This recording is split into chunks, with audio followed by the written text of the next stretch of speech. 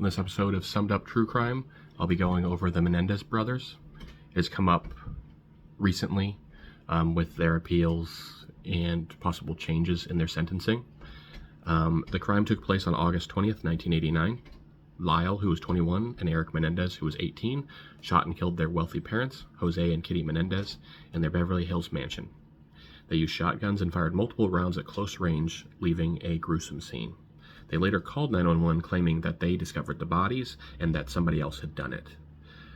Initially, they considered it to be a mob hit, but they were suspicious and ultimately turned to the brothers as things just weren't lining up, and they started catching on to different things that they had said that just weren't true. Immediately after the murders, they went on a spending spree, buying Rolex watches, luxury cars, and real estate.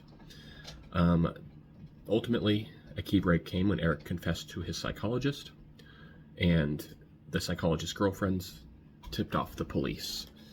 The first trial came in 93 to 94. The defense claimed that they acted in self-defense as their parents had sexually and emotionally abused them for years.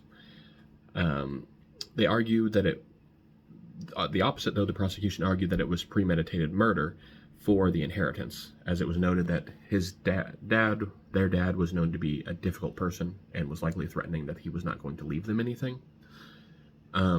Ultimately, the juries were deadlocked, resulting in mistrials. The second trial happened in 95 to 96, and the judge barred most of the abuse testimony as there was no real true evidence for it, and both were convicted of first-degree murder and sentenced to life without parole.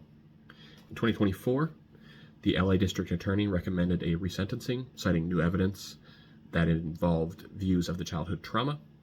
In May 2025, the sentences were reduced to 50 years to life, making them eligible for parole, which is why they've started to show up in the news, because they started filing for parole hearings and requesting to get out. It's definitely a strange case. You know, it's hard to prove one way or another if they were abused or not. Do you believe them? But they were also known to be questionable kids, doing a lot of different things that they shouldn't have been doing. Hard story to sort out.